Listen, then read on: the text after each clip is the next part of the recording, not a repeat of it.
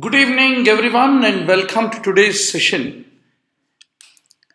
Rajat Rane, Manish Krishna, Indrani, and many more who are all online.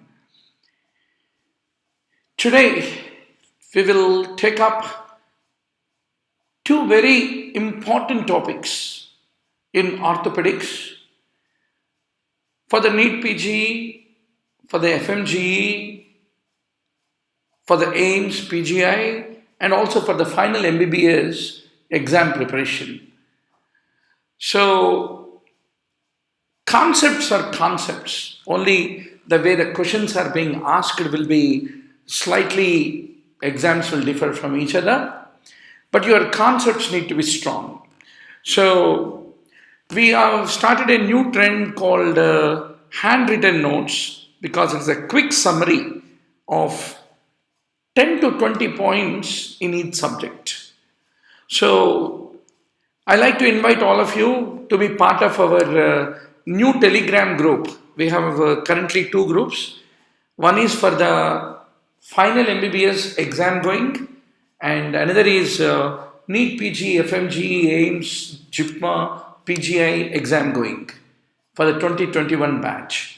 So, two different Telegram groups are there. So, please take an opportunity to be the member of that so that you get a lot of free notes, videos, alerts, MCQs, etc., as a complete engagement for all of you.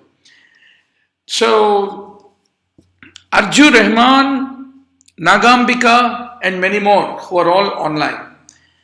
So, before we start the session, I want to challenge your mind a little bit with a snap quiz. After that, we will go into the discussion. You're all ready for the game? So, I have about 30 questions on the topic of osteomyelitis. And as you all know, that we shall be going into a rapid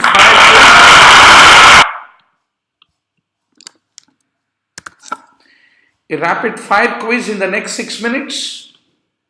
Quickly keep punching your answers, challenge your mind so that you are ready to enjoy the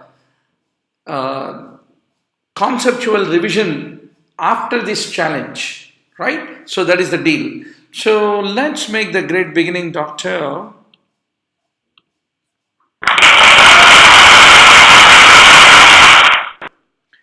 Please keep punching your answers.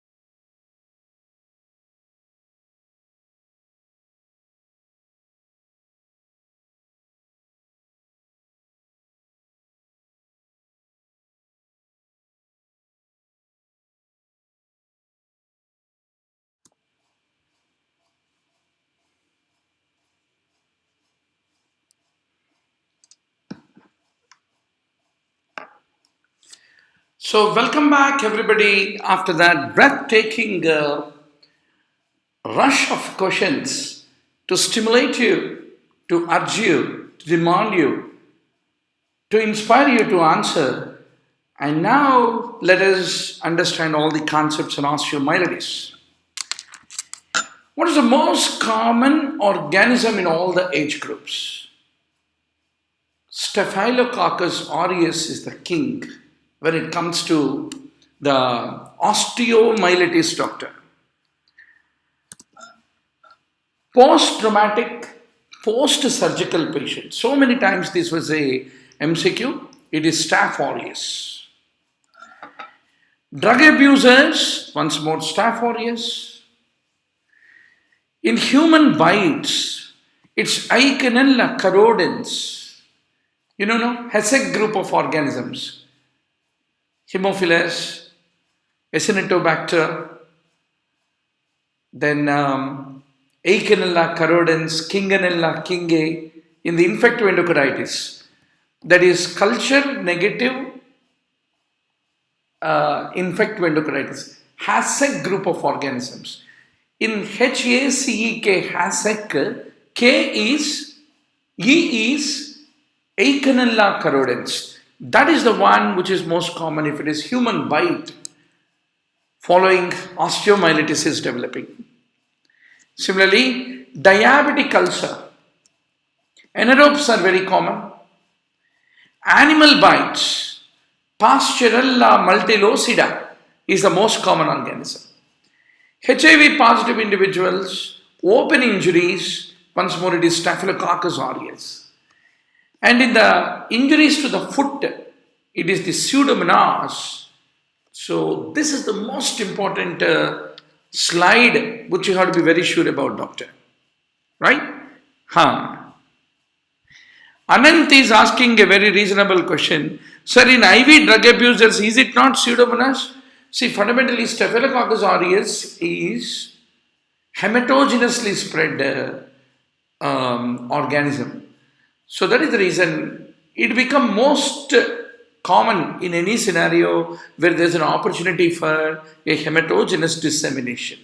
So that's the funda, right? So you need to give me a feedback. Nowadays I am very obsessed about handwritten notes.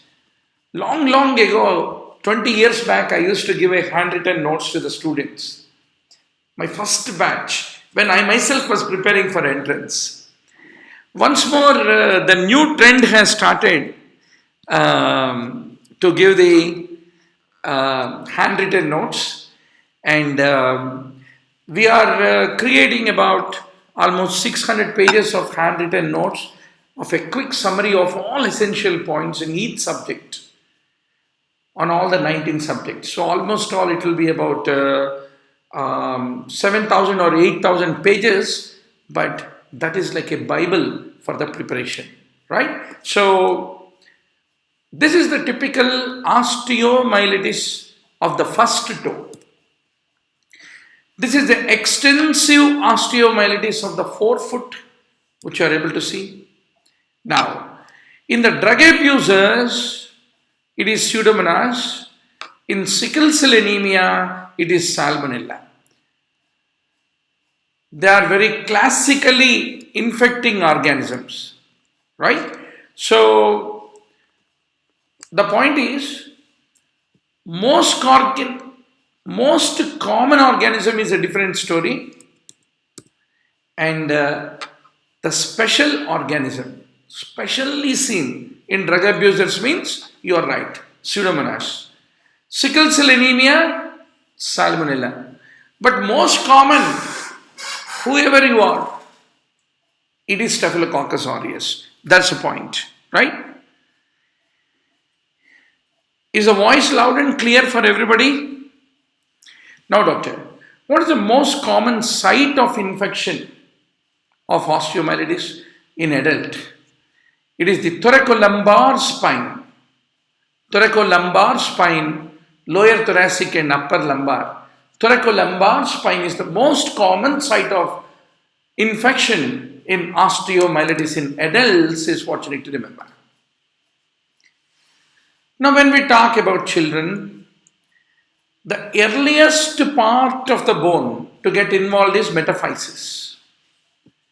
You know very well that you have a growing end which is epiphysis, then you have a metaphysis, then the shaft which is called diaphysis. Out of this, metaphysis is the earliest to get involved. And in children, the lower end of the femur is more often affected than the upper end of the tibia. That's the point you need to appreciate. But overall, what is the most common route of route of infection in osteomyelitis, doctor? It is the hematogenous is the most common, is what you should remember. So this is how, if you happen to do a bone scan, can you please be able to tell, is the audio loud and clear for all of you? Right? So osteomyelitis in both the feet. This is what you are able to see on the bone scan. So you have epiphysis, metaphysis, diaphysis, which is called the shaft. Now, one of the very important questions you should be sure is, why the metaphysis is so much vulnerable to the osteomyelitis? Number one, metaphysis is very rich in blood supply, and hematogenous is the most common mode of the spread of the osteomyelitis. Reason number one. Number two, if you look at the metaphyseal vessels, they are like the hairpin bends. Just like you are going to Mussoorie, Munnar, Shimla, Ladakh, hairpin bends will be there, no? Like that. When hairpin bends are there, what will happen? Traffic jam of the vehicles. So there is a vascular stasis, and that predisposes. Second, repeated trauma will lead to hemorrhage into this metaphysis. And the blood is a very good culture media for the growth of the osteomyelitic organisms. Metaphysis as such has a very poor reticuloendothelial system, macrophages. So there is a defective phagocytosis. For all these reasons, metaphysis is the most common location for the osteomyelitis, is what you need to remember. Now, when the metaphysis in osteomyelitis develop the abscess, there's a different behavior in children, pediatric population, adults. In children, the periosteum is very loosely attached to the bone. That's the reason in the bone, whatever the metaphyseal osteomyelitis is there, it will spread into subperiosteal location, and that lead to a subperiosteal abscess, which is the classical feature of pediatric osteomyelitis. Whereas in adult, the pus will spread into the medullary cavity. It involves the diaphysis. That's the point you need to appreciate. In osteomyelitis,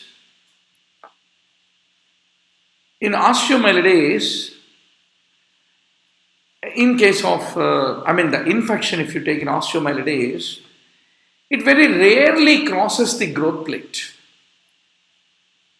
Right? What is the reason? Because the growth plate has no vessels, and the periosteum is very firmly attached to the growth plate. That's the reason it can't cross the growth plate. If it crosses the growth plate, where will it enter into? The joint. So that is the reason osteomyelitis leading to pyogenic arthritis is a very less likely possibility. It is a less likely possibility.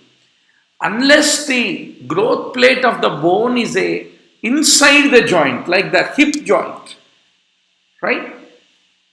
Unless the growth plate is inside the joint, osteomyelitis per se does not lead to septic arthritis, is what you have to very clearly understand. So, doc, this is the fibula, this is the tibia. But because of the osteomyelitis in childhood, there is a compensatory thickening of the fibula. That is what you are able to appreciate radiologically. Similarly, here you can see how acute hematogenous osteomyelitis can present in the case of the children. So, after the osteomyelitis and the way it has transformed the radiological appearance, you are able to see very clearly. Pavan is asking, osteomyelitis in children. Once more, it is a staph aureus in pediatric population also. Once more, if it is a newborn, it is a different story, but even in newborn also, it is the same story. One is group B streptococci, other is staphylococcus, but staphylococcus more common than the group B streptococcus. Right? Now, what is the pathophysiological sequence in which the osteomyelitis develops? Osteomyelitis lead to inflammation, that becomes suppurative, that become necrosed, that lead to reactive newborn formation, that lead to resolution and healing. Whether it is a immunocompromised HIV patient or whether it's an immunocompetent individual, the sequence, the pathophysiological sequence remains the same, is what you should appreciate. How will be the clinical presentation of osteomyelitis? There is a very important dictum in pediatric orthopedics. Any absent movement of the limb, if the child is unable to move the limb, until proven otherwise, is osteomyelitis. If the child is unable to move the limb, that itself is diagnostic of osteomyelitis. The only other possibility is trauma. Of course, you have to rule out the trauma. If you rule out the trauma, absent movement in the limb unless proven otherwise is typically, in case of child, is osteomyelitis. So how does osteomyelitis present, doctor? It presents with pain, fever, swelling of the limb, fundamentally a toxic child. There is a WBC count which shows an increased TLC, total leukocyte count, increased ESR, increased C-reactive protein. So this is the typical clinical presentation. Now, there are some very favorite questions of the examiner. If you do the X-ray in a case of osteomyelitis, examiner's question is, what is the first change that you see? Loss of the tissue plane. Surrounding the bone, you have the tissues, right? So, loss of the tissue plane.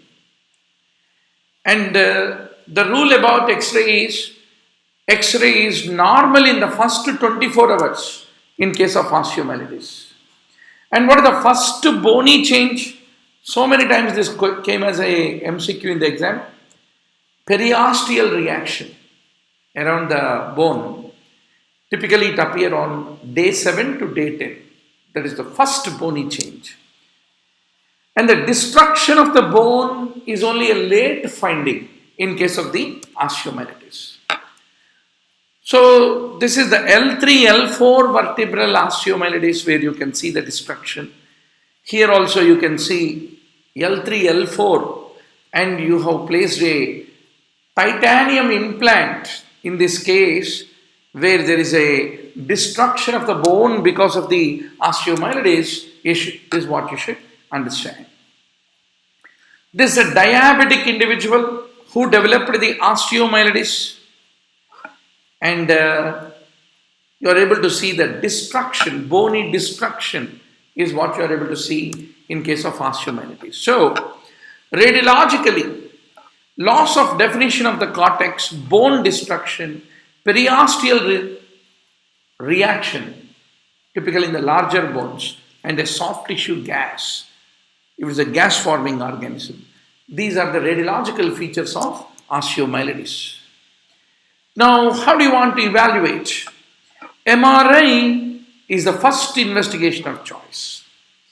Recent NEET PG FMGE exam में examiner's favorite question is, what is the next investigation? Next investigation. So MRI is the first choice. Why first choice? Because if you do MRI, there is a development of marrow edema. The edema in the bone marrow that can be seen on MRI in case of osteomyelitis, it occurs within 6 hours. That's the reason it is the first choice, is what you should remember. Technetium, gallium citrate, indium, 111 labeled leukocytes. There is all this radionuclide scanning of the bone. It is the second choice. Check second choice of investigation. Then, any given day, what is the gold standard for the diagnosis of osteomyelitis? If the examiner says gold standard, gold kahan milega? Gold standard of the diagnosis is always to identify the organism and know its antibiotic sensitivity. That's the reason blood culture, which is typically positive between 55 to 63%, around 60% you can say, blood culture is positive, but blood culture positivity is the gold standard for the diagnosis of osteomyelitis. So, if the examiner asks you what is the best investigation and what is the order in which you will order, first I like to go for X-ray to rule out any fracture or anything, then MRI, which is the first investigation of choice, then bone scan. But what is the order in which the changes appear? The first is the changes that appear in MRI within 6 hours. Then the bone scan. Then the X-ray. X-ray is the last. That's what you should remember. Irrespective of investigation, doctor, investigation report is still to come, Do you want to wait only after investigation report comes like the NEET PG result to start the preparation? No. The most important determinant that should dictate you to start an aggressive treatment of osteomyelitis is the high clinical suspicion. A child, no fracture, but unable to move the limb, forget about, give a damn to the blood reports. Let them come, let them take their own time. You should suspect that it is a case of pediatric osteomyelitis and you need to get aggressive to do the treatment is what you should remember. Peterson has developed a criteria for the osteomyelitis. Peterson criteria for osteomyelitis. Once more I want to tell you, doc, there are some things to mug. Batti marne ka cheez hota hai. No one can help it. We need to mug it. Like Peterson. Who cares? But ये अंग्रेजी वालों ने अपना नाम छोड़ के MBBS के बाद हमको बदनाम कर रहे हैं. इसको मालूम नहीं है तो सीट नहीं मिलेगा. Because examiner will try to put a knife on the jugular and expect you to answer. So tell me once more, Peterson criteria for osteomyelitis. Definite, probable, likely. When do you call definite? If you are able to isolate the pathogen from the bone or the soft tissue, or if there is any histological evidence that there is osteomyelitis, that is called definitive criteria. If the blood culture is positive, no limb movements, and radiological evidence is there, that is probable. Typical clinical findings are there, radiological evidence is there, and antibiotic treatment response is there, then we will say it is likely to be osteomyelitis. Peterson criteria for the osteomyelitis. So, doctor, you can so all these slides, handwritten notes, everything is made available in the online mbbs.com video library. You have 2 lakh PowerPoint slides, a complete notes, 3,000 video lectures covering about 1,000 hours of video content, 30,000 MCQs from the AIIMS, All India, PGI, JIPMA, question bank, topic wise classified, 953 most high yield topics. Everything is made available along with subject wise tests, grant tests, and the discussions. So take every opportunity to subscribe to online MBBS.com video library at a throwaway price. We are not really that price conscious. Whatever that you can afford, you can pay and take the subscription to do the revision. So please call our helpline 9000 868 356 to subscribe to online MBBS.com video library. Also be part of our Telegram group. There are a lot of discussions every day. We will be posting to keep you excited, stimulated, to remain in the game. Most important thing is what, doctor, to become a winner, whether it is MBBS exams or PG medical entrance. You should be in the game. That is most important. Now, doctor, Peltola valve men, they also developed a criteria for osteomyelitis. 2 out of 4 need to be positive. So what are the 4 important features based on which Peltola valve men criteria for osteomyelitis? The bone and blood culture positivity, radiological evidence, clinical evidence and diagnosis, and pus from the bone. These are the Peltola valve men criteria for the osteomyelitis. So how do you want to treat acute osteomyelitis? It all depends upon when did the patient present to you. Is it less than 24 hours or more than 24 hours?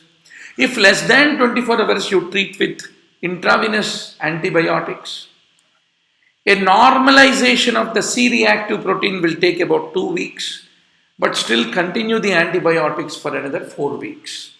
That is the typical treatment of acute osteomyelitis.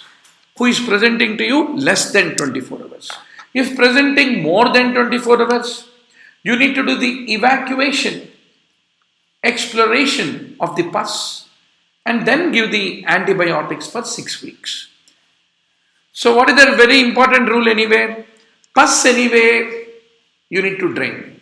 Pus anywhere, you need to drain is the surgical aphorism. So more than 24 hours, there will be a collection of pus which you need to evacuate and explore the pus and then give the antibiotics for 6 weeks.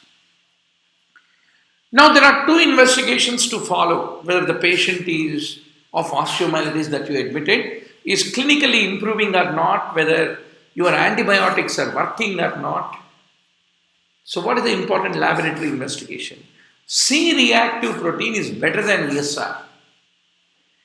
Typically in case of TB, what will you do? Once you made a diagnosis of TB with a high ESR, once you started antitubercular therapy, you will also keep following the ESR to check whether ESR is coming down. So ESR, C-reactive protein, both of them are indicators of the underlying inflammation severity. But C-reactive protein is a better indicator of osteomyelitis than the ESR. What is the reason? If it is ESR, you should know few statistics. The peak elevation will take 3 to 5 days after the infection, and it will normalize within 3 weeks after the treatment.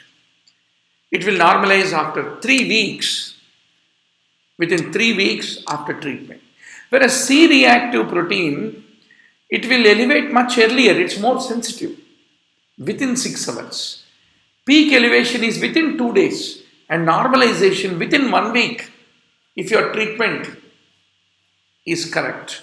So that is the reason CRP is a better indicator of osteomyelitis recovery, clinical progress compared to that of the ESR is what you should remember. Now, Newborn osteomyelitis versus adult osteomyelitis. One of the favorite MCQ of the examiner. It is more common, the newborn osteomyelitis is more common in the males, more common in the preterm. Staph aureus is more often responsible than the group beta streptococci. And the diagnosis is difficult in case of a newborn because the baby may be clinically not showing all that febrile condition or the classical clinical symptoms. So presentation in newborn, osteomyelitis presentation in newborn is more often subclinical, smoldering. That's the reason more difficult to diagnose. But newborns are more susceptible than adults for the development of osteomyelitis. And the prognosis, if it happens in the newborn, it carries a poor prognosis is what you should remember. So when will acute osteomyelitis lead to septic arthritis? Generally it does not lead. But if the metaphysis is intracapsular, like hip joint, shoulder joint, elbow joint, acute osteomyelitis will tend to lead to joint involvement is what you need to remember. Now what are the complications of the acute osteomyelitis? Recurrence, pathological fracture. I am inviting even the final MBBS part 2 students also to these sessions because your theory, your quick 20 points on each high yield topic, you have to be very, very sure. Only difference between PG medical entrance or final MBBS is PG medical entrance is more focusing the lens. They want more specificity. You are questioned and asked to answer. But MBBS exam is like, if you know the headings, it's more than enough. But still, why to learn headings sometime and become specific later? While preparing for MBBS only, final exams only, better become stronger with the concepts along with the focus on the examiner's favorite topics, favorite points for the NEET PG, FMGE, AIIMS, PGI entrance exam. Right? Now, the most common complication of acute osteomyelitis, that would be chronic osteomyelitis. Septic arthritis can occur, septicemia, pyemia, damaged growth plate leading to growth retardation. These are all the various complications is what you should remember. So, chronic osteomyelitis, इसके बारे में हम 10 points सीख लेंगे. What is the most common complication of a treated case of acute osteomyelitis? Chronic. Acute becoming chronic is most common complication. Now, when we talk chronic osteomyelitis, 3 important terms you should know, doctor. Sequestrum, involucrum, cloacae. What is the meaning? Sequestrum is called, in fact, pathognomonic of chronic osteomyelitis. It is pathognomonic of chronic osteomyelitis. Whenever chronic osteomyelitis develops, that leads to avascularity. So, a avascular piece of bone is fundamentally sequestrum. Involucrum, it is formed at the end of 2 weeks in chronic osteomyelitis. It is a dense sclerotic bone which is surrounding the sequestrum. That is involucrum. Cloacae are the perforations into that involucrum through which the pus and bony spicules will be draining out. So that is the important feature in case of chronic osteomyelitis. So in case of chronic osteomyelitis, The sequestrum is that avascular piece of the bone which is surrounded by the granulation tissue.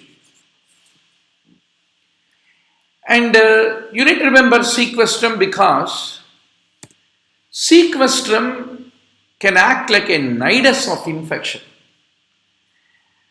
And the most common cause of a non-healing sinus that develops in chronic osteomyelitis is because of this sequestrum. Unless you do sequestrectomy, you can't be able to speed up the healing process, is what you have to remember. Now,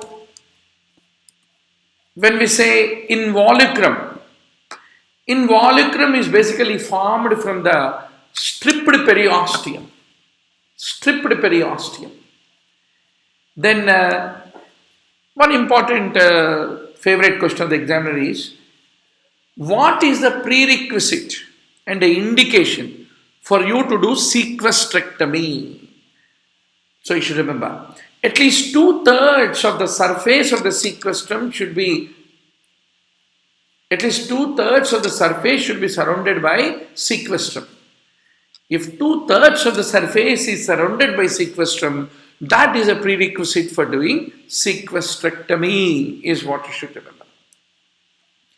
और एक अंग्रेजी वालों को याद रखना, Sierney Mader classification is a classification system for classifying the chronic osteomyelitis. Now, what are the complications if there is a chronic osteomyelitis? Chronic is always a predisposing factor, any chronic inflammation, whether it is chronic osteomyelitis or tuberculosis or leprosy. Any chronic inflammation predisposes to the development of amyloidosis. The chronic osteomyelitis weaken the bone, leading to pathological fracture, stiffness of the joint. Because of the pain, patient goes into immobility. Immobility leads to stiffness. Then in the sinus tract of the chronic osteomyelitis, there is a development of squamous cell carcinoma. Chronic osteomyelitis can show periods of acute exacerbation. Chronic osteomyelitis can lead to development of the growth retardation. So these are all the important complications that you need to remember. So now, whenever we talk osteomyelitis and classification, you should be very sure, doctor. When do you call acute? When do you call chronic? When do you call subacute? Less than 2 weeks is acute. More than 3 weeks is chronic. 2 to 3 weeks is called subacute. That is what you need to remember. Then in this context, you need to know Gary's osteomyelitis. What is the meaning of it?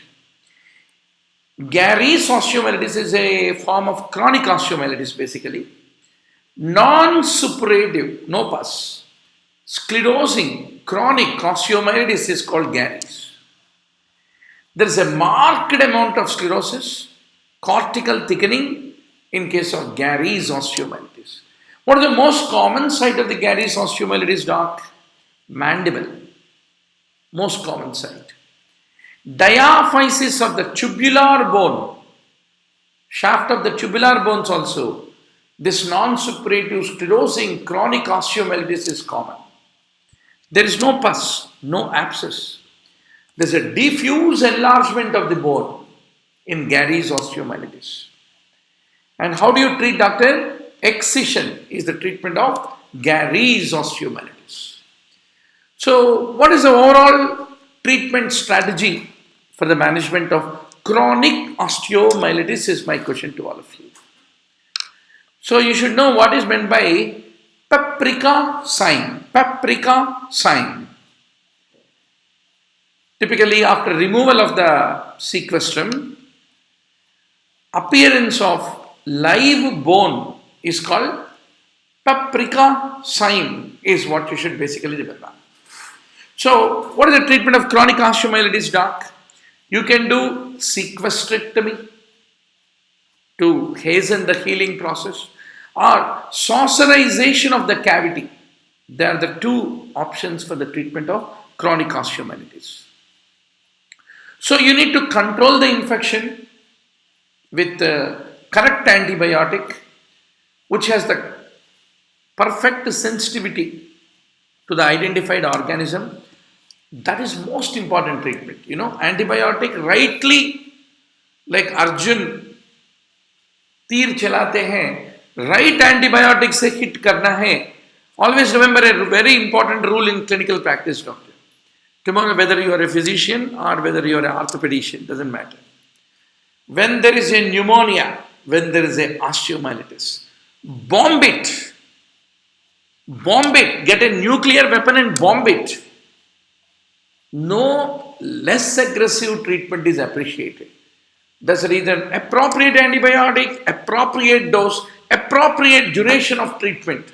Very important to kill whether it is pneumonia or whether it is osteomyelitis. Otherwise, the mortality is very high, especially in the geriatric population.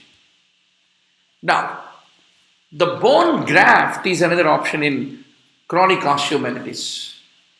You can do bone grafting or bone cement. The polymethyl methacrylate, PMMA. What is the technique called, doc? Bead pouch technique is what you should remember. So, you will be putting the PMMA beads plus an occlusive dressing. Together it's called bead pouch technique in the management of chronic osteomyelitis. There is a technique, Italian name, Papinio technique of bone grafting. Don't really jump into what is Papinio technique. Anyway, after joining MS Orthopedics, you have to learn all these things practically. Only for entrance, at least know the name. Illiserov technique. So basically, you will be doing a bone transport to all those areas where there are large gaps that have developed because of the chronic osteomyelitis. You need to do a soft tissue coverage, myoplasty, composite bone graft, muscle and skin graft, etc., etc. Then that particular technique of management of chronic osteomyelitis is called instillation suction technique. Instillation suction technique, chronic osteomyelitis. That much is enough for the exam. So, doctor, you're all now champions in the topic of osteomyelitis. So, how much time we took? Half an hour we took. So, that is what I am trying to tell you. Preparation for the NEET PG is not about becoming a saint and studying hours together. No. There are 953 topics, from which examiner is going to ask you these 300 questions. Each topic, you have seen, no doctor, no? There are about 20 to 25 points at max. So, pura kitna ho gaya? 20,000 points are there. 20,000 points.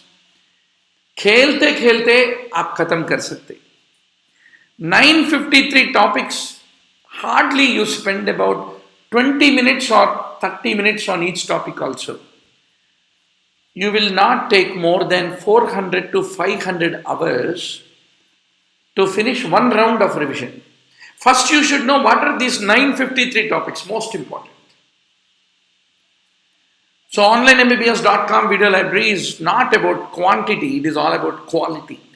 It is all about strategy. It's all about focus. It's all about specific, clear approach to the concepts and what examiner want, and are we ready to offer that. So you promise that you will be with Dr. Murli Bharadwaj, giving 400 to 500 hours of your time. I will make sure that you are going to become the topper, whether it is NEET PG ho, unke baap ho, you will become the topper in the exam, right? So that is the deal between both of us. If you are in final year, altogether it is good. Please join the game. one round of 500 hours you are able to invest right in your final MBBS is altogether good because internship you can enjoy more in clinical practice rather than wasting your time sitting in reading room with lot of books, big books, and losing your energy, patience, and time. Right?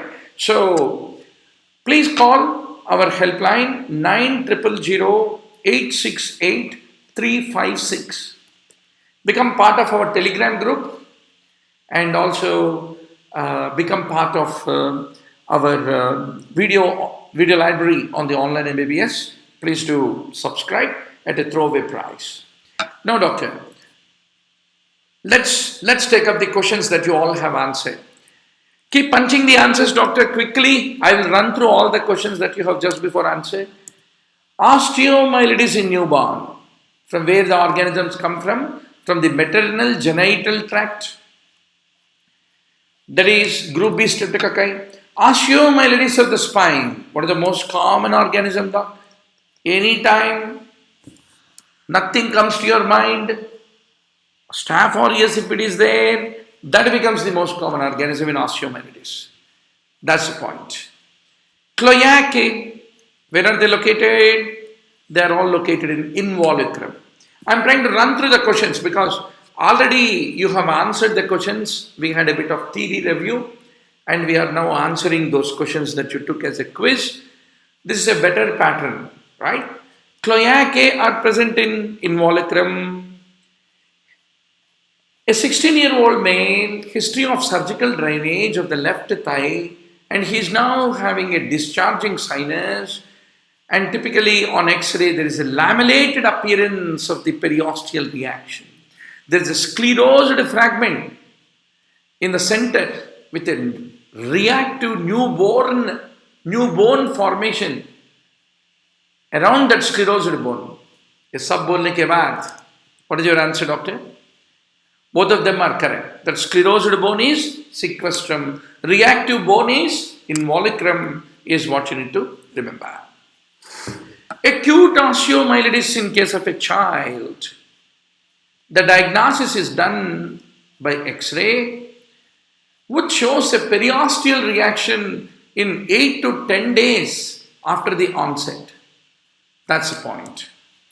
What is the most common source of the bone and joint infection? Any given day, hematogenous is the most common. I'm trying to run fast because already we reviewed the important theory concepts, right? Now, non-healing sinus is a common clinical feature in chronic osteomyelitis. And what is the reason for the non-healing of the sinus? It is the sequestrum. Unless you do sequestrectomy, the healing cannot be speeded up, is what you should remember. Osteomyelitis most commonly starts in the metaphysis. With regard to the septic arthritis, you should remember it is common in children. It affects the growth plate. And Staph aureus is the most common organism. And you need to aspirate the joint fluid in order to make the diagnosis is what you should remember. With regard to the chronic osteomyelitis, still keep punching the answers, doctor. Right? Keep punching the answers. What is a true statement? So you should remember that there is a reactive new bone formation if there is a chronic osteomyelitis. Cloaca is that opening in the involucrum through which the pus, bony spicules drain out. And sequestrum is the hard and the porous part, is what you need to remember. Sequestrum is best defined as what, doctor? It's a piece of dead bone which is surrounded by the infected tissue. Acute osteomyelitis of the long bones.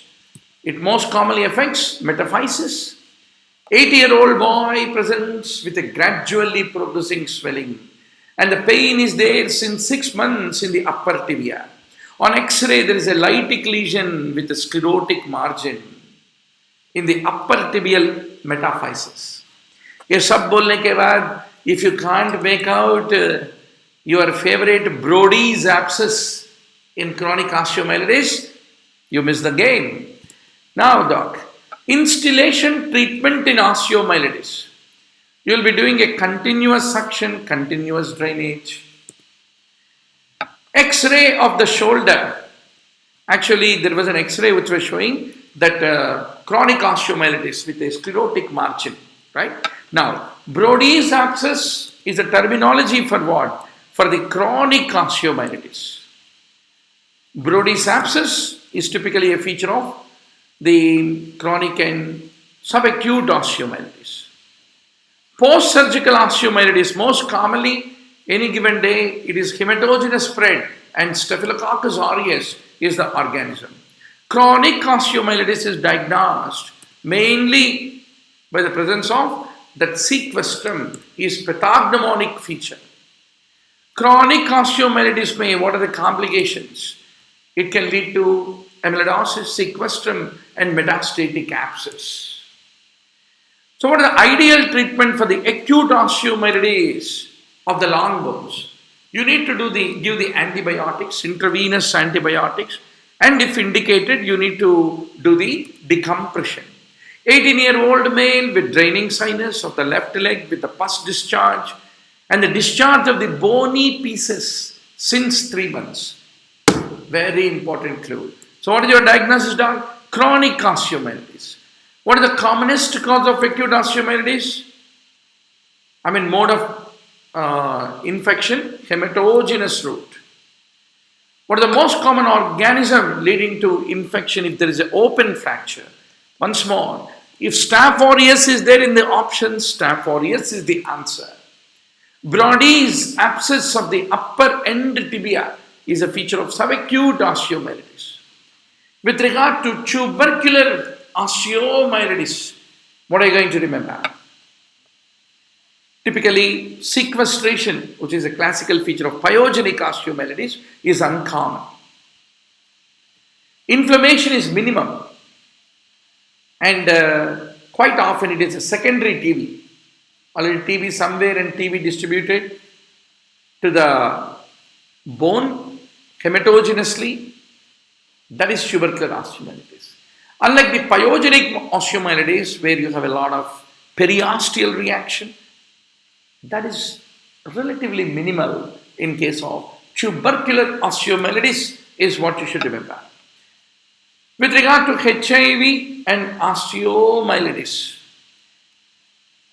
in HIV it is often bilateral. Even in HIV there is a periosteal newborn formation. Even in HIV the most common cause is the Staphylococcus aureus is what you should remember. Brody's abscess. It is a long-standing localized pyogenic abscess of the bone. Whenever there is a subacute chronic osteomyelitis is what you should remember. So what is the total duration of the antibiotics if there is acute osteomyelitis? You should remember 6 weeks. 6 weeks is the gold standard of the duration of the treatment of osteomyelitis. Post-traumatic osteomyelitis causing organism क्या होता है? It is Staphylococcus aureus. Chronic, persistent, neutrophilic discharge. Where do you see that? We see in chronic osteomyelitis. Acute osteomyelitis most commonly is because of Staph aureus. Acute osteomyelitis का complication क्या होता है? It can lead to fracture, pathological fracture of the affected bone. Whereas malignancy, squamous cell carcinoma is a feature in the sinus tract which develops in chronic osteomyelitis. The most common organism leading to osteomyelitis in drug abusers, most common, actually most characteristic is Pseudomonas. Most characteristic is Pseudomonas. It's okay. Now, when does the bony lesion of the osteomyelitis appear on X-ray? It takes about 2 weeks for the bony lesion to develop. So that brings us to the journey and the long exodus of osteomyelitis. Guys, are you all confident? कल के exam में Osteomyelitis mein kuch bhi ho, you are ready to attack the examiner, right? So that is very important. Now, doctor, you need to write a feedback. Did you like this point-wise notes of the important bullet points, handwritten notes? Did you like it? Please let me know. How to differentiate osteomyelitis and Ewing sarcoma? Very good question. In fact, both of them have a lot of similarities due to that periosteal reaction, onion skinning of the Ewing sarcoma. Clinically also, it presents with all that inflamed surface with the overlying warmth, etc., etc. So, and diaphyseal involvement, predominantly, diaphyseal involvement is the feature of Ewing sarcoma, but osteomyelitis quite often begins at the metaphysis is what you need to basically remember. So, doctor, please don't forget, after this video get published in the YouTube, please write your comment. I'll be very happy to see how this class helped you, this approach helped you, and is the handwritten notes effective compared to throwing a list of PowerPoint slides, which is more psychologically touching. Let me know, and that feedback helps me a lot. So if you all have energy, I like to give you the next quiz. This time, the next topic we have is shoulder dislocation. Are you all ready for the game? Yes. Shoulder dislocation. Now, once more, Vikramarka ने के पास बेताल ने questions पूछना शुरू किया और विक्रमार्क ने जवाब देना शुरू किया. सो पहला एक 25 questions I want to punch you on the shoulder dislocation. Extempore, whatever be your preparation. आपके दिल की मासूमी, मन के मासूमी के साथ आंसर करो. करने के बाद आपके अंदर वो तृष्णा पैदा होगा कि what is this topic? Why I am doing so many wrongs? Then when we discuss a quick revision, you will be more alert and interesting to follow a handwritten notes class, right? So the first is challenge your mind, then we will educate the mind. So doctor, somebody said, sir, please don't make the sound of the slides so aggressive. Sure, definitely I'll make it, we will make it more milder, right? So we will keep a arrow or a camera, tuck tuck sound, right? Yes. Good to see Indrani, Pavan and many more who are all online. Very good. Now, doctor, the questions start every 10 seconds. Next 5 minutes may rapid fire. Punch your answers, doctor. Good to see Lohita, Agastya and Agastya Maharshi meets Bharadwaja. So very good, Lohita. Thanks for joining. Please punch your answers. There are 25 questions. Fatafat answer karo. I will come and dislocate your shoulder. Till then, it is your show.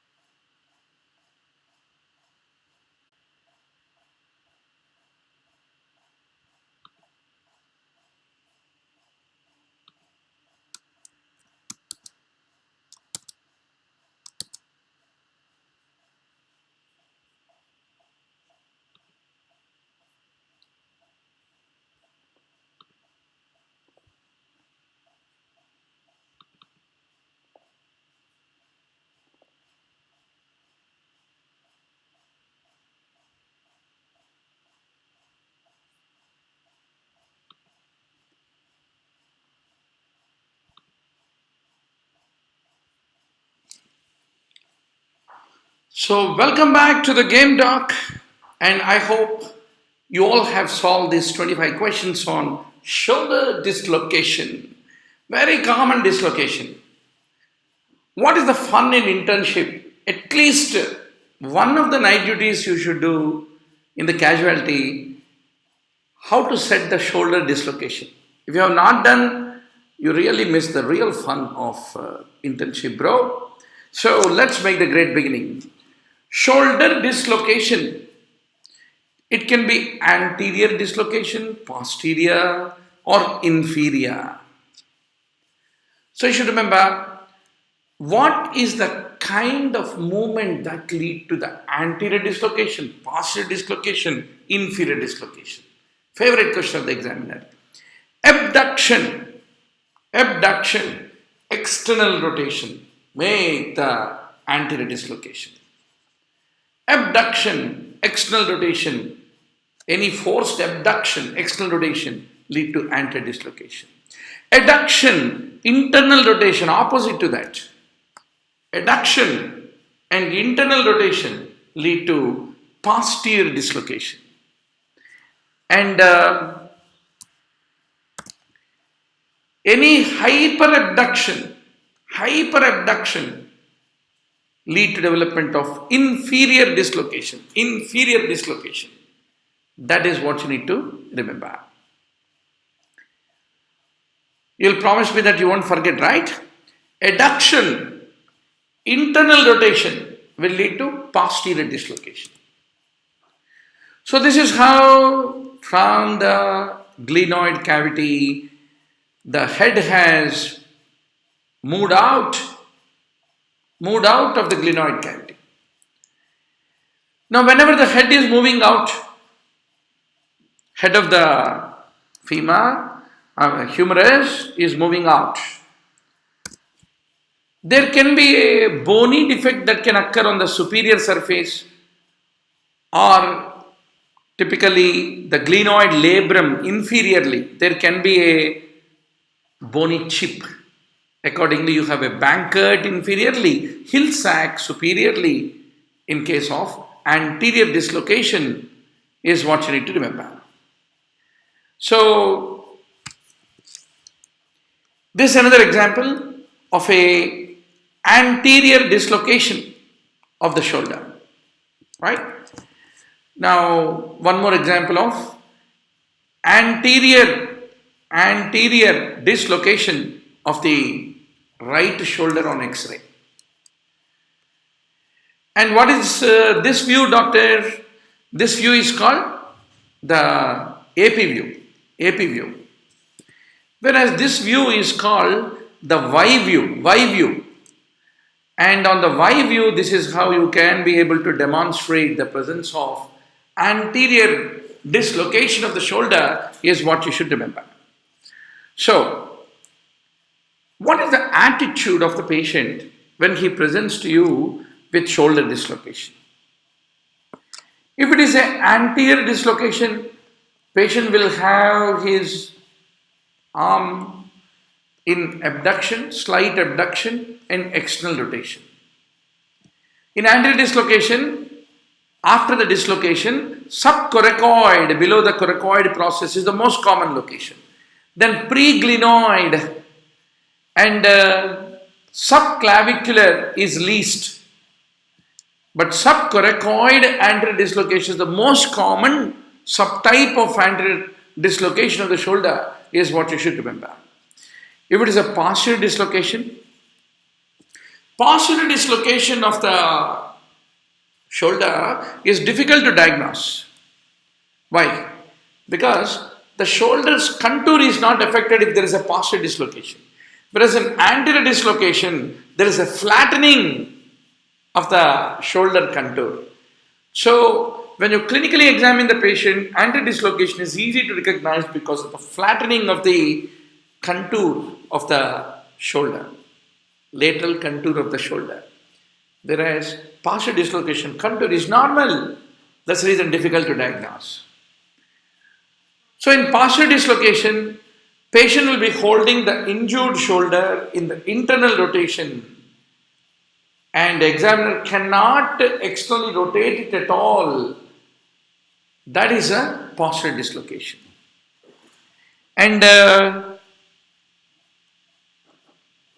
citizen is asking, sir, in FMGE also we expect like this, what rotation causes dislocation? Why not? Why not? Fundamentally, NEET PG, FMGE are the two eyes of the NAT board. So same question bank. So you have to be very sure, right? Now, inferior dislocation. Typically, the shoulder become locked in the full abduction, and almost the patient will be holding his hand onto the top of his head and come to you. And it is also called luxatio erecta, or it is very most commonly subglenoid. Subglenoid is the most common subtype of dislocation in inferior dislocation. So anterior shoulder, posterior shoulder, inferior shoulder, which is most common, anterior shoulder dislocation.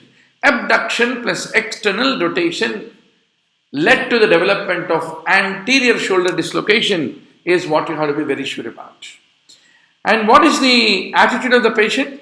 The patient will keep his arm slightly abducted in the position of dislocation. Now, there are various clinical tests in order to diagnose anterior dislocation of the shoulder. Once more, we need to remember a few Englishmen and their names. Bryan's test, Dugas test, Callaway test, Hamilton Ruler's test. You have to be very sure, doc. Bryan, whenever the anterior dislocation of shoulder is there, the anterior axillary fold will be there, no doctor. Anterior axillary fold will be at a lower level. That's called Bryan. In Dugas, the patient cannot bring the elbow closer to the body because it is held in abducted position. He can't bring it closer to the body and he can't be able to touch the tip of the opposite shoulder. If my anterior dislocation on the right side is there, I can't be able to touch the tip of my left shoulder. Then that is called the Dugas. Callaway, if you happen to measure the vertical circumference of the axilla, a increased vertical circumference of the axilla is called Callaway's sign, is what you need to remember.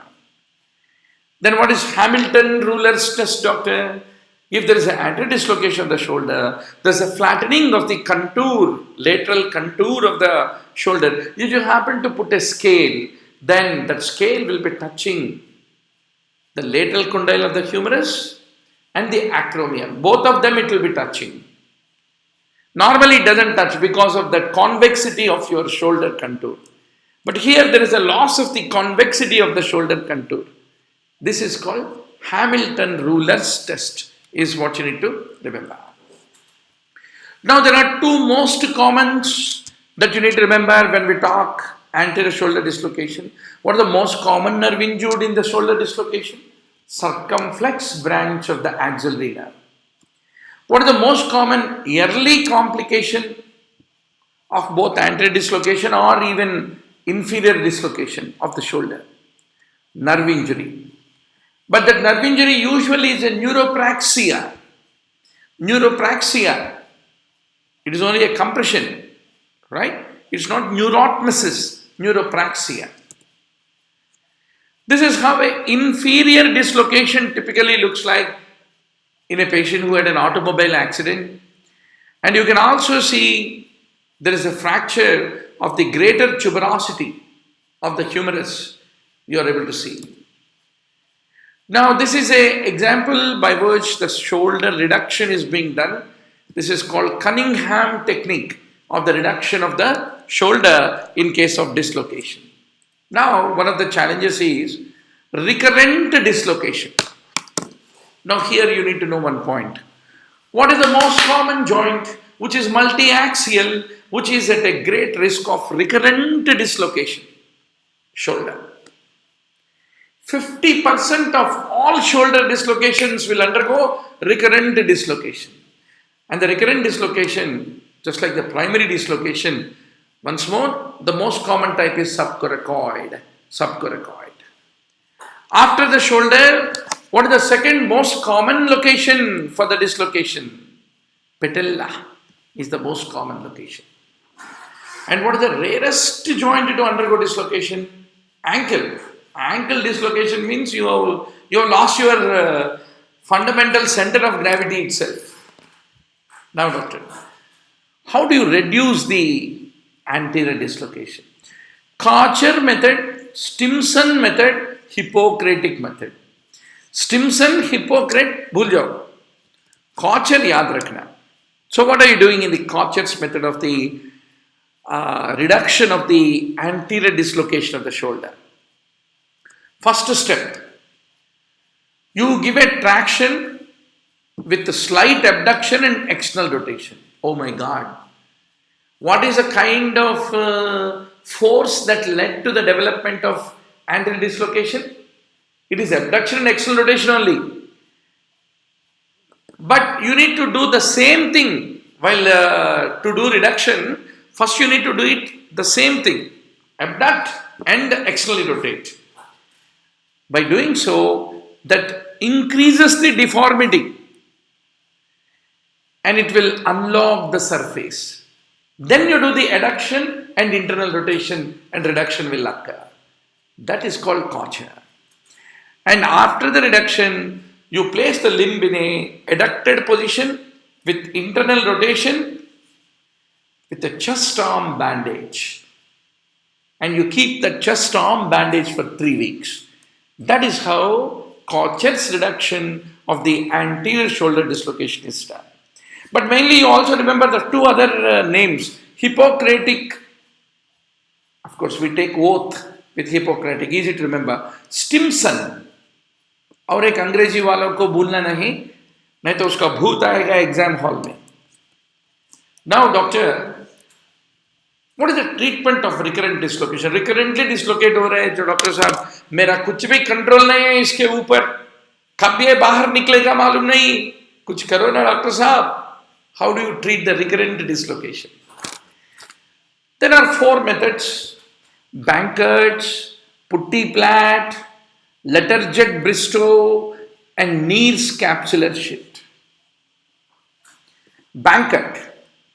Already you have an idea, no? What is coracoid, what is acromion, where is the glenoid cavity, what is the head of the humerus, where is the greater trochanter, lesser trochanter, jara to greater tubercle, lesser tubercle. All these things you have a little bit clarity. I am hoping so. Right? Now, Bankert. All those detached anterior structures are reattached to the rim of the glenoid cavity by suturing. So whenever anterior dislocation is there are a lot of detached anterior structures. You just bring them back and resuture them to the rim of the glenoid cavity. Right? Then Putty Platt. You will be using the subscapularis tendon and the capsule. It is being overlapped and tightened. So that's how there is some amount of protection from redislocation. Subscapularis. Then Letterjet Bristow. Basically, coracoid process with its attachment is transplanted back. That is Letterjet Bristow. Neer's capsular shift is done if there is any multi-directional instability, anterior, posterior, inferior, all the directions. If there is an instability, Neer's capsular shift is the process which is being done.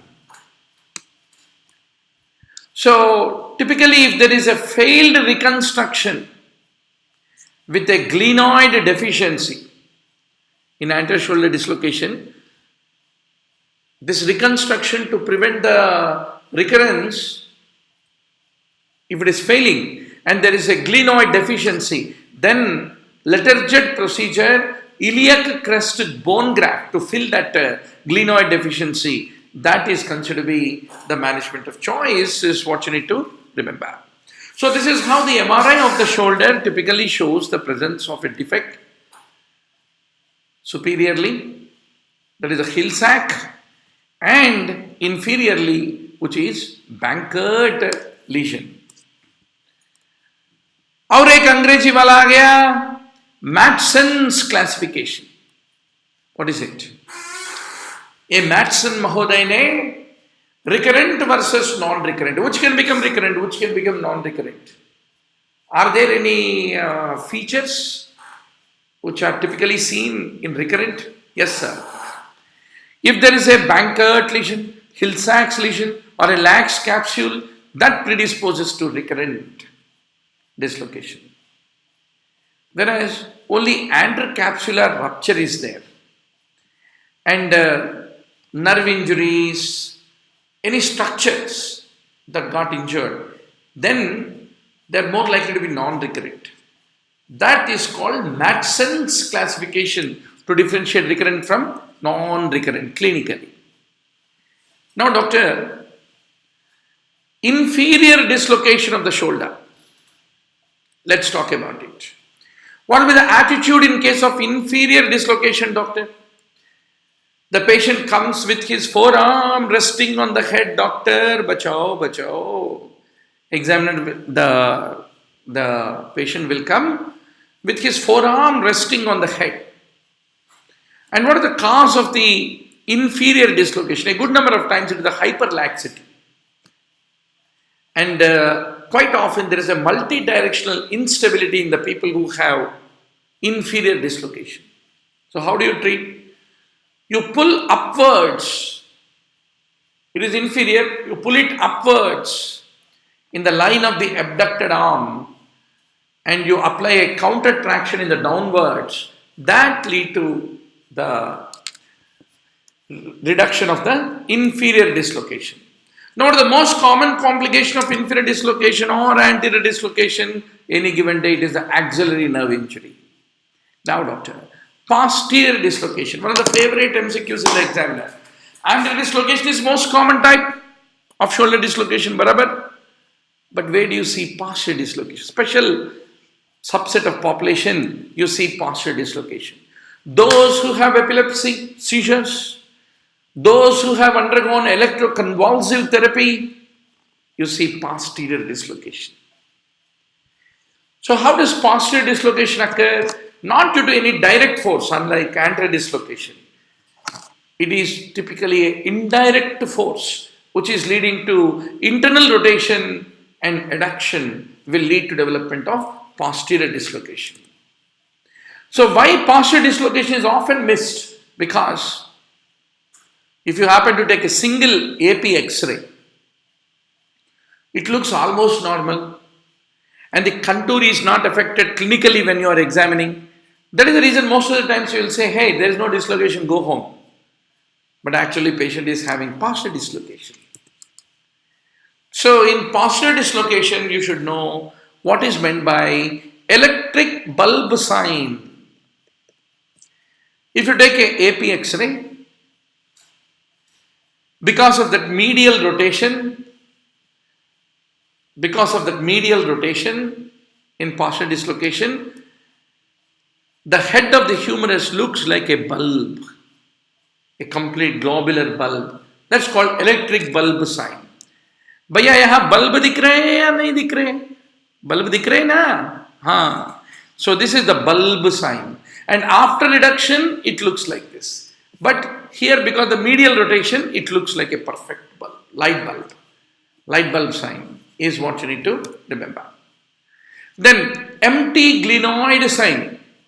When you do a AP X-ray once more, a posterior dislocated humeral head will lie away from the glenoid cavity. So glenoid cavity looks completely empty. Here glenoid cavity is occupied. Here glenoid cavity looks empty. That's called empty glenoid sign. Whenever there is any posterior dislocation is what you should remember. Then reverse hill sign, Hill-Sachs sign.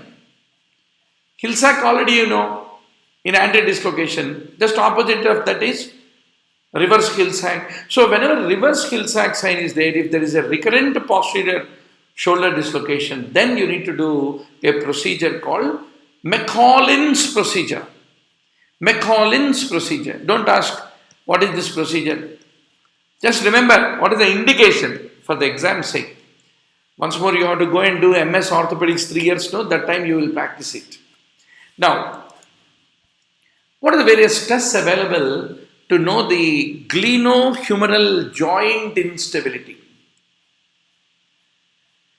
The glenohumeral can undergo, the shoulder dislocation can be anterior or posterior. Accordingly, you have an anterior apprehension test, posterior apprehension test. So, how do you elicit in a person who has a tendency for anterior dislocation whether he has a tendency or not? You will do anterior apprehension. So you have to apply an anteriorly directed force on the head of the humerus from the back.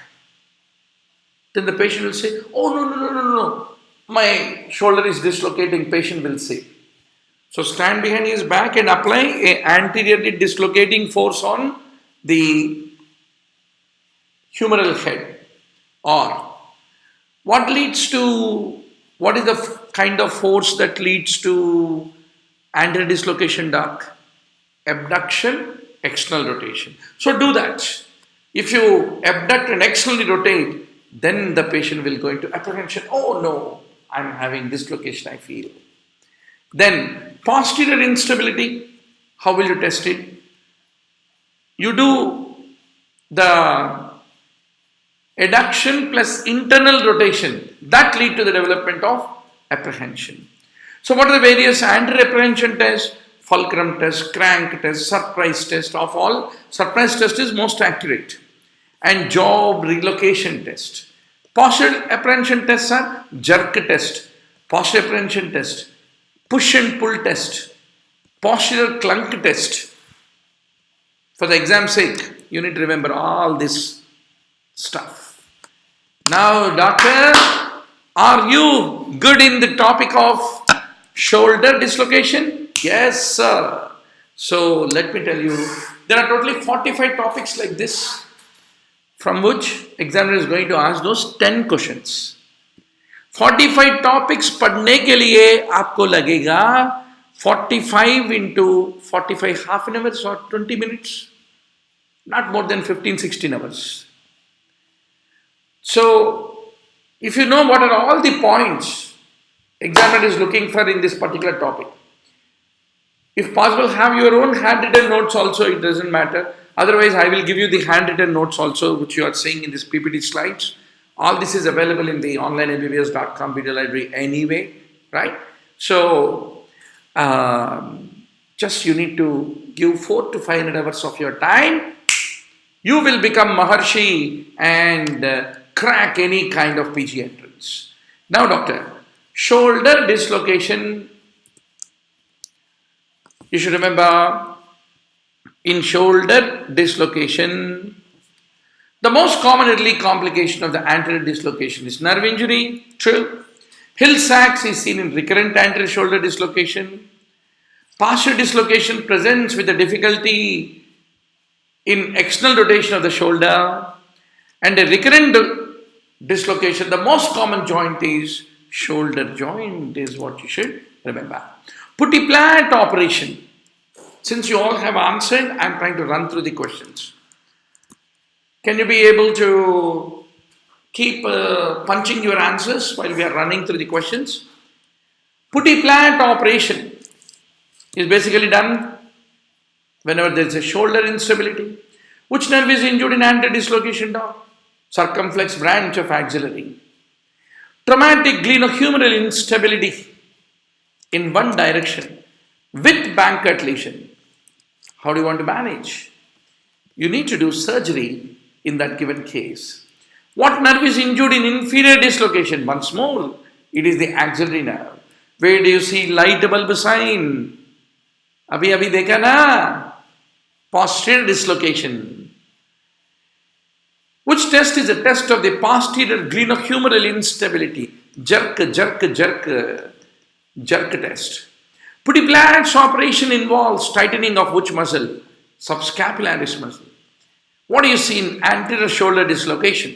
Dugas positive, Hamilton ruler positive, increased vertical circumference, they're all true, and a depressed anterior axillary fold, not elevated. Neglected shoulder dislocation, especially in a young laborer. There is no conservative management. You need to surgically manage a neglected shoulder dislocation.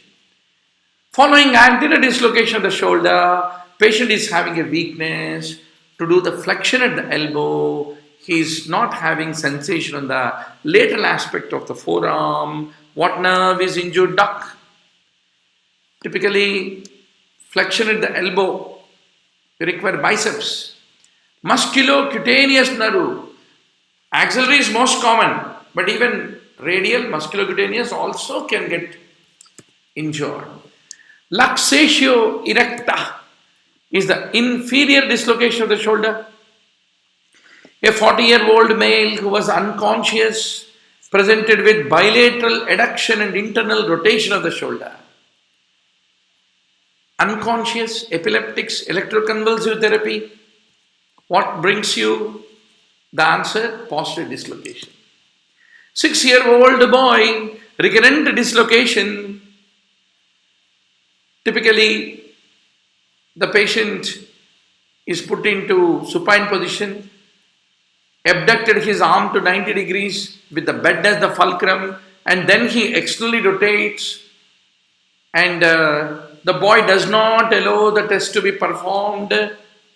So what is this test that the clinician is trying to do? It's an apprehension test, is what you need to remember. Anterior shoulder dislocation. It is the most common type of dislocation, and in that, subcoracoid is the most common subtype of anterior dislocation. Inferior is subglenoid dislocation. Commonest type of shoulder, subcoracoid. Recurrent anterior dislocation of the shoulder. What is the kind of a movement that causes the dislocation? Abduction, external rotation. Just now we have reviewed that. In posterior dislocation of the shoulder, where do you see Hill-Sachs lesion? Hill is above, but you find in posterior dislocation it will be anteromedial, right? Now, Hamilton's ruler's test sign is typically positive in case of anterior dislocation of the shoulder. If there is an uncomplicated shoulder dislocation, most commonly it typically happens in anterior dislocations are most common. So, in recurrent shoulder dislocation, what do you have? Hill-Sachs, Bankert, rotator, Lakh's capsule. These are the things. Just before we studied now, that classification system that differentiates between recurrent versus non-recurrent shoulder dislocation. Now, with regard to the shoulder dislocation, posterior dislocation is often overlooked, underdiagnosed because of a normal contour, normal AP X-ray. And the pain is very severe in anterior dislocation, and radiography can be misleading in posterior dislocation, is what you need to basically remember. Good to see Sarang Bhivgade. Happy to see again, and I feel positive. Absolutely, doctor. Only positive. Life is a clock of energy, a clock of hope, and an incurable optimism. Especially we as doctors, we are supposed to fill the optimism in a dying patient. How can we ever be sad? We cannot be. We can't afford to be. So that is the reason we need to have energy, focus, and a conceptual depth in order to crack all these exams, doctor. Right? So, following a defect, which defect is not responsible for anterior dislocation? Bankert, Hill-Sachs, any defect in anterior inferior capsule can lead to anterior dislocation. Recurrent dislocation is seen in patella, shoulder, never in ankle. Ankle is rare to recurrently dislocate. Shoulder dislocation. You should remember anterior is more common than posterior, and a fixed medial rotation is what you see in case of posterior dislocation. Caucher's maneuver is what you do in case of anterior dislocation is what you need to remember. That brings us to the end of today's wonderful evening, Doctor. January 28th, 2020, right? So some of you are aspiring to go for AIIMS, PGI in the May. Some of you are finishing your internship. Some of you are entering into internship. We're all in the same boat. So be very sure and be part of our Telegram group. Also share it to all your friends in various locales, asking them to join our Telegram group and final MBBS exam going group of online MBBS, and we will all catch up tomorrow. Thank you very much for participating.